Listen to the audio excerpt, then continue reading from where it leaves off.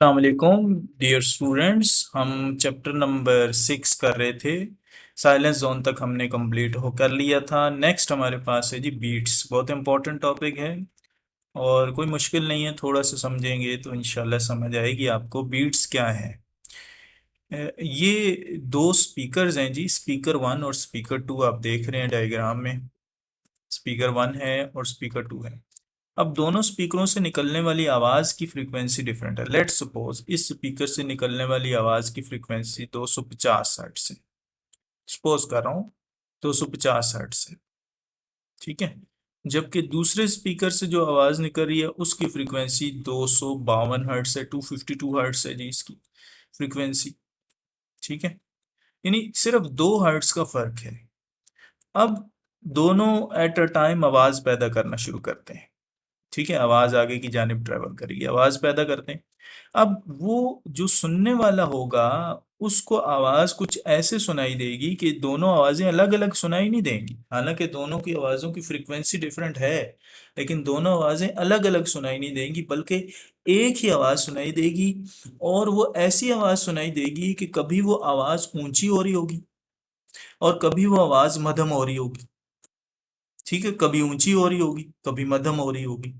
ये जो इफेक्ट है जिसमें दो आवाज की वेव्स जिनकी फ्रीक्वेंसी में बहुत कम फर्क होता है आपस में मिलती हैं, तो एक इफेक्ट पैदा होता है। उस इफेक्ट की वजह से क्या होता है कि एक ही आवाज सुनाई देती है, लेकिन उसकी लाउडनेस बतदरीज अप एंड डाउन होती रहती है। इस इफेक्ट को हम कहते हैं जी बीट्स का इफेक्ट, ठीक है जी। और ये आमतौर पर म्यूजिकल इंस्ट्रूमेंट के अंदर जो है वो ट्यूनिंग करने के लिए या उसमें इफेक्ट डालने के लिए म्यूजिक में इस इफेक्ट को इस्तेमाल किया जाता है। तो बीट्स क्या हैं? When two sound waves of slightly different frequencies are produce at a time, एक ही वक्त में अगर पैदा हो, then single note is here, तब एक ही आवाज सुनाई देगी, एक ही आवाज सुनाई देगी। Which rise and fall in intensity, जिसकी इंटेंसिटी में, जिसकी लाउडनेस में जो है वो राइज एंड फॉल हो, ऊपर ऊंची और नीचे ही हो रही हो। दीज पीरियोडिक चेंज, ये जो पीरियोडिक चेंज, बट ये नहीं, एक खास तरतीब से ये चेंज आता है। आवाज ऊंची होती फिर मध्यम होती, ऊंची होती फिर मध्यम होती। तो एक खास तरतीब से जो चेंज आता है इसको हम कहते हैं लाउड जो है वो बीट्स का इफेक्ट, ठीक है जी।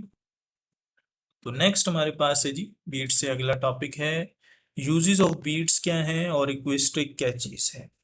बीट्स का इस्तेमाल भी है, मैंने आपको अभी बताया कि बीट्स का जो इस्तेमाल है वो मुख्तलिफ किस्म के म्यूजिकल इंस्ट्रूमेंट में उनकी ट्यूनिंग करने के लिए इस्तेमाल होता है।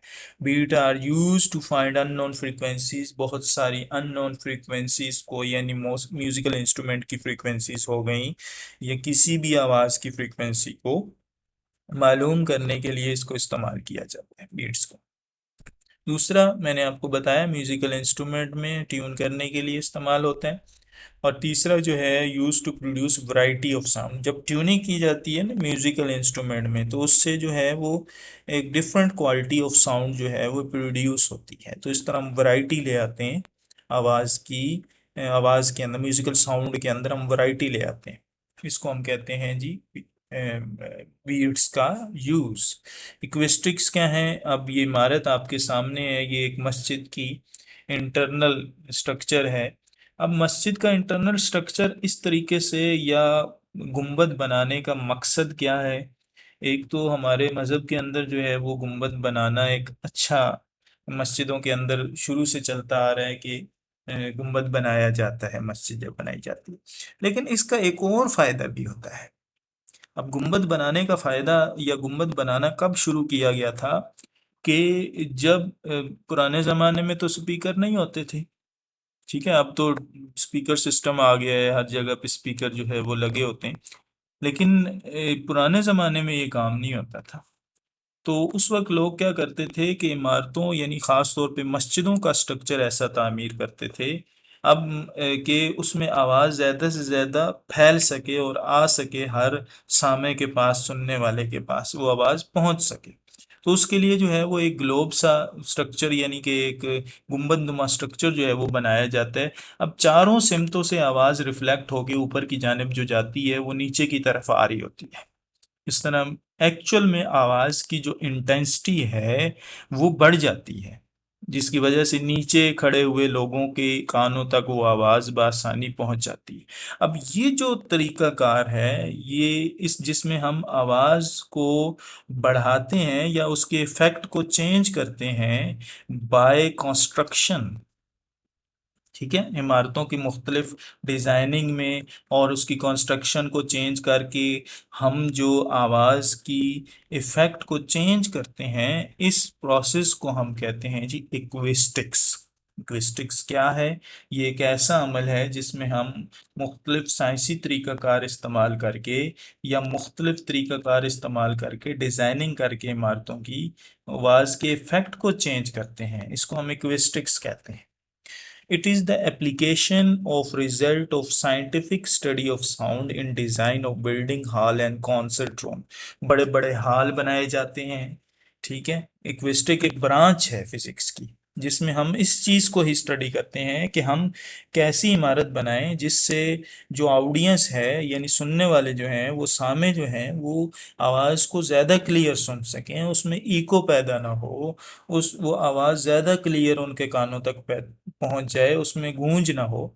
तो इस सारे इफेक्ट को जो है वो हम एक्विस्टिक्स के अंदर स्टडी करते हैं, ठीक है। तो ये बीट्स और एक्विस्टिक्स है। नेक्स्ट हमारे पास है जी डॉपलर इफेक्ट, जो कि बहुत इंपॉर्टेंट है और पेपर में अक्सर जो है ये आता रहता है। इसको ज़रा गौर से समझना है आपने। डॉपलर इफेक्ट क्या है?